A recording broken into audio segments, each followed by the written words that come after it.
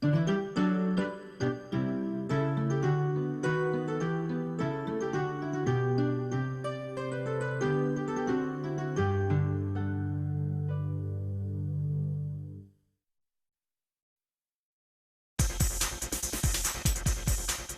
I take vitamin supplements. I've read it helps prevent cancer, diabetes, heart disease, all sorts of things. And today's food just isn't as good as it used to be. So I take vitamins to make up for it. A few years ago, I hardly had enough energy to wake up in the morning. And then I heard about a couple of vitamin pills I could take, and I thought, why not? So I tried them, and sure enough, they worked. They only cost about $40 a month, but I have plenty of energy now. Me? I take a lot of vitamin supplements because I know vitamins are good. So I take more. Can't hurt. But let me tell you something. I always buy the natural because natural's best. These are all common 21st century ideas about vitamins. The problem is, they're all wrong.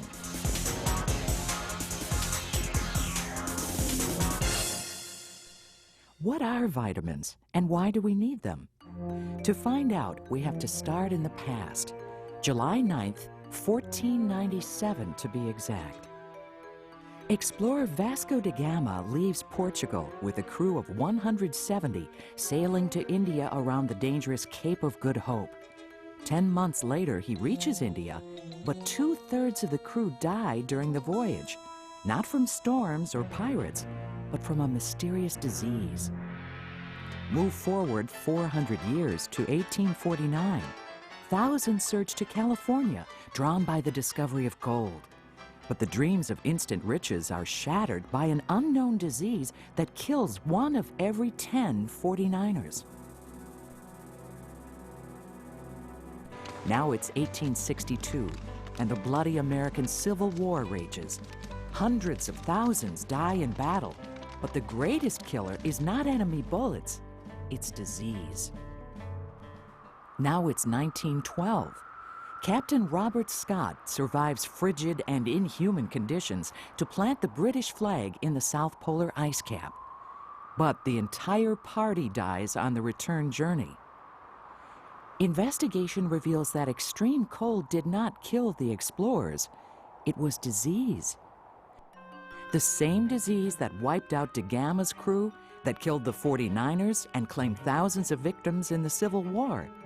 Today we know the killer was scurvy, a disease caused by the lack of vitamin C. Sailors finally learned to prevent scurvy by eating citrus fruits, especially limes. For centuries, sailors lived with the slang term limeys, but medical experts did not know why citrus prevented scurvy.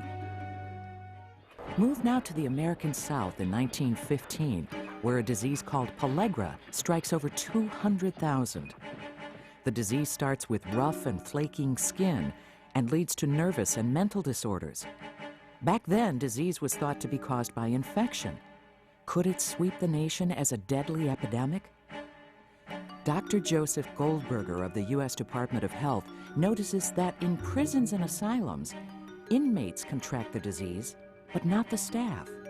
So it couldn't be contagious. But why did so many people in the South die from it? He guesses that a better diet, including milk, meat, and eggs, might prevent the disease. He enlists prisoners serving life sentences to test his theory. He's right. A varied diet defeats pellagra. Dr. Goldberger didn't know why his cure worked. He died years before scientists realized pellagra is a disease caused by a lack of niacin, a B vitamin. Vitamins are a 20th century discovery. The word vitamin wasn't even used until 1920. Scientists didn't know what these substances were, so they named them simply A, B, and C, and once all the way up to vitamin X.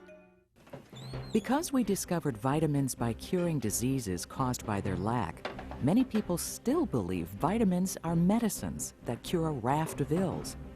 Vitamins do cure one problem, a lack of vitamins, but they are not wonder drugs. In one way, vitamins are like gasoline for a car. A car needs gas to run, but more gas won't turn a sedan into a sports car. A lack of vitamins causes disease, even death. But so can too much of some vitamins. That's why you can't assume that just because a vitamin is good for you, more is better. Sometimes more is deadly. We need vitamins in very small amounts to make the enzymes and hormones we need to live. Vitamins have no calories and do not supply energy. How much do we need? This much vitamin B12 could supply the daily need for millions of people. What are these vitamins? They are organic chemicals we need to function. Organic here means they contain carbon. They're not something nice to have. Vitamins are essential. We cannot make enough, so we have to get them from food. Some vitamins dissolve in water, others in fat. Vitamins A, D, E, and K are fat-soluble. That means they're carried in the fats and oils of the foods you eat. That's one reason a totally fat-free diet is not healthy. You store these vitamins mostly in your liver. The good news? You don't need to eat them every day. The bad news? Because you store them, you have to be especially careful. Large doses, more than 10 times the recommended daily requirement, are dangerous. They can build up and contribute to high blood pressure, digestive problems, and kidney disease. The water-soluble vitamins, such as C and the B complex, do not build up in your body. The good news is they're less dangerous because you wash out the excess. With water-soluble vitamins, one effect of megadose supplements is to create urine and sweat rich in vitamins. But since you don't store them, you need to eat foods with the C and B vitamins every day. Let's examine the major vitamins. First, the fat-soluble vitamins A, D, E, and K. You can remember that by arranging them into a made-up word like deek or cade. You need vitamin A, also known as retinol, so your skin and body tissue can repair itself. Kids need it to build bones and teeth. By keeping tissue healthy, vitamin A is part of your defense system against infections. Vitamin A deficiency is a tragic problem in countries where people eat very little dairy products, fruits, or vegetables. It's rare in the Western world because milk and cereal are fortified with vitamin A. One of the first signs of vitamin A deficiency is difficulty seeing at night. The retina of your eye needs it to work well. But that doesn't mean taking extra vitamin A will help healthy people see better. Eating lots of carrots won't give you super eyesight. If vitamin A helps keep skin healthy, why not add it and other vitamins as well to a skin cream to create younger-looking skin? Because your skin doesn't know how to use them. It lacks the genetic information. Skin creams with vitamins might soothe and moisturize, but they won't turn back the clock on aging any more than rubbing powdered aspirin into your scalp will cure a headache. Vitamin A is in fish, meat, and dairy foods. It's especially concentrated in the liver of fish and animals. Many vegetables, especially orange ones such as carrots, pumpkins, and squash, supply vitamin A, as do yellow fruits, cantaloupes, peaches, dark green vegetables, tomatoes, and sweet potatoes. Strictly speaking, these fruits and vegetables do not contain vitamin A. They contain beta-carotene, which the body converts to vitamin A. Carotene is the pigment that makes egg yolks yellow and carrots bright orange. Most adults carry enough vitamin A in their livers to supply them for months, so missing a few days is no problem. Megadoses of vitamin A itself, about 3 times as much as in a typical multivitamin supplement, can cause liver damage. That's why most multivitamin supplements have some of the vitamin A from beta-carotene instead of all from retinol. You won't overdose from food or beta-carotene, but too much beta-carotene could make your skin turn yellow. Many studies suggest the beta-carotene in fruits and vegetables helps reduce the risk of some cancers.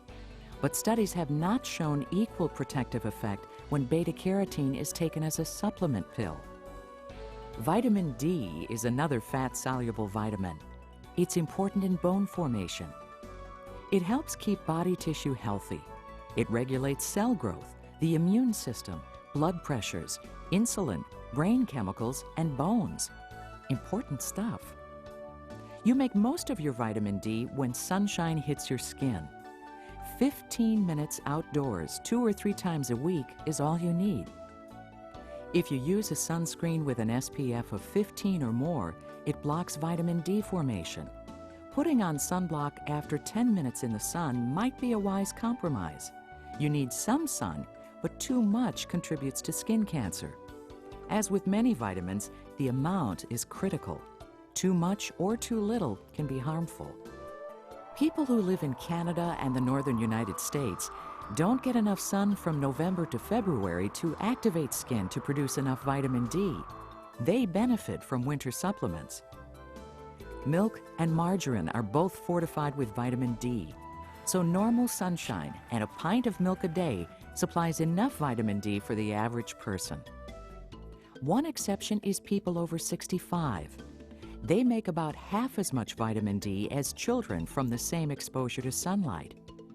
They would have to drink over a quart of milk a day to get enough vitamin D, so they likely need a supplement.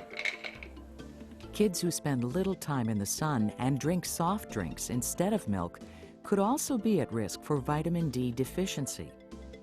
Back in 18th century England, the Industrial Revolution blackened the sky with pollution so thick that most of the children living in crowded cities suffered from a vitamin D deficiency disease called rickets. It was cured by giving the children cod liver oil. Of course, no one knew why. It wasn't until the 1930s that researchers discovered that cod oil is rich in vitamin D. Vitamin D is stored in the liver, and as little as 5 times the daily value can produce unhealthy weight loss, vomiting, and calcium deposits in the lungs and kidneys. D is one vitamin you definitely don't want to take too much of. Vitamin E remains a bit of a mystery. We know our body needs it, but its lack does not lead to any known disease. Healthy people have no problem getting the daily value. E is the most exploited of vitamins. It's sold as a cure-all, anti-aging potion, and even as a skin oil. Vitamin E, along with C and beta-carotene, are antioxidants. They act like rust inhibitors for the body. Some studies suggest this vitamin trio might help to strengthen the body's immune system and play a role in cancer prevention. But studies find that the protective effects come from food, not pills. Even the most expensive supplements are crude compared to nature's complex mix of nutrients in food. The final fat-soluble vitamin is K. It helps stop the flow of blood from a cut, for example. It also helps you hold on to the calcium in your bones and make sure it gets to where it can build bones. Many foods supply vitamin K, plus friendly bacteria in our digestive tracts make some for us. Vitamin K deficiency is extremely rare. This vitamin was discovered by Danish scientists around 1930. They named it vitamin K because the Danish word for blood clotting starts with a K. The remaining vitamins are water-soluble, namely vitamin C and the B group. Guess why this family of 8 vitamins is named B? Give up? Because it was the second vitamin discovered and A was already taken. Vitamin B1 is also known as thiamine. Thiamine keeps your body cells and nerves in operating order. You use it to convert food into energy, and it's critical for memory and brain work. Since thiamine helps cells take energy from food, it's often part of energy-boosting tonics used to improve athletic performance. Without the B vitamins, you would lack energy. But taking excess B vitamins does not mean you will have more energy. Severe alcohol abusers suffer from a lack of thiamine, which produces symptoms such as jerky eye movements, a staggering walk, and disorientation. An absence of thiamine shows itself first by a loss of sensation in the fingers and can lead to death. No one food is a prime source of thiamine. Its supply depends on a varied and balanced diet. Countries that lack a varied diet suffer from the thiamine deficiency disease known as beriberi. Vitamin B2 is also known as riboflavin. Milk is a major source, but the sun's ultraviolet light destroys riboflavin. That's why milk is now rarely sold in clear glass bottles. Folate, or folic acid, is vitamin B9. Research shows extra folic acid in women of childbearing age lowers the risk of having babies with certain nervous system birth defects. Cereal and grain products are fortified with folate, as are vitamin supplements formulated for women. Vitamin B12 is essential for the nervous system.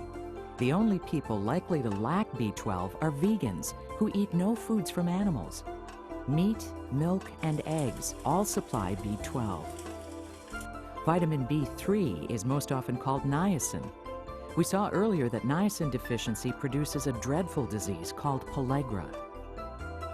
Since the B vitamins are water-soluble, if we take too much, the excess is excreted. One exception is vitamin B3, niacin. A large dose causes flushing, and 3 grams a day, that's 1,000 times the daily value, could cause liver damage. There are no 1 or 2 foods that will take care of your B needs. You need an all-around good diet.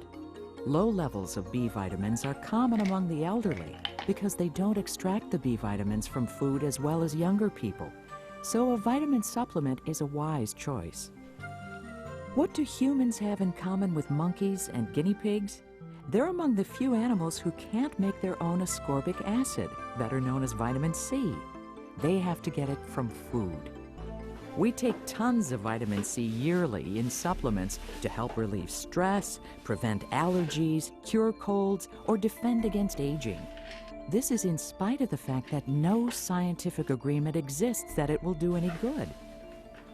Taking lots of vitamin C is a bit like pushing that elevator button a few extra times. We know it won't help, but we do it anyway. The best sources of vitamin C are citrus fruits, strawberries, melons, and leafy green vegetables. Did you know that everybody takes vitamin supplements? They're built into our food supply.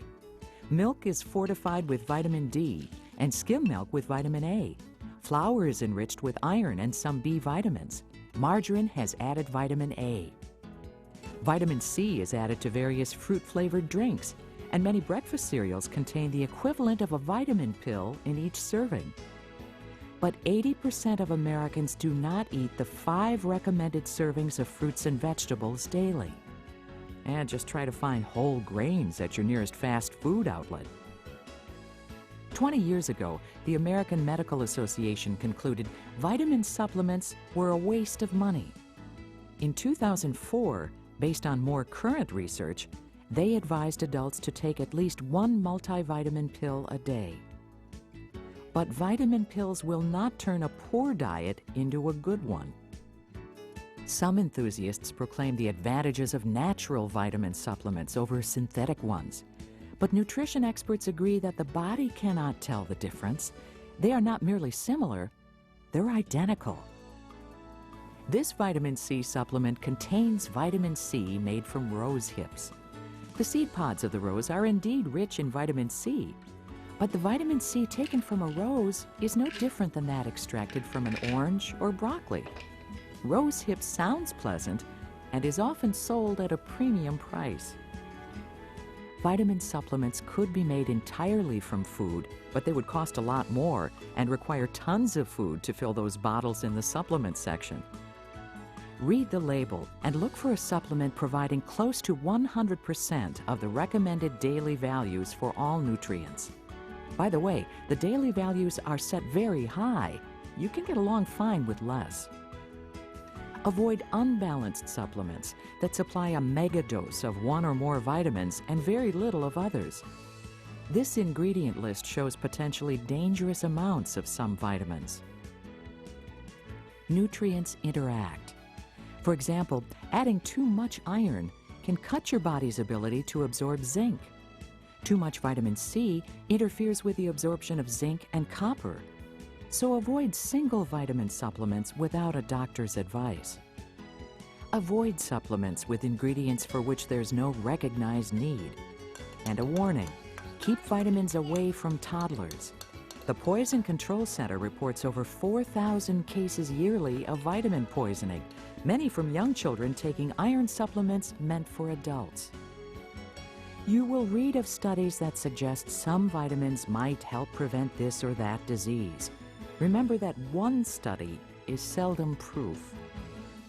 In summary, a balanced diet with lots of fresh fruits and vegetables will ensure plenty of vitamins. A daily multivitamin is a good idea for most people.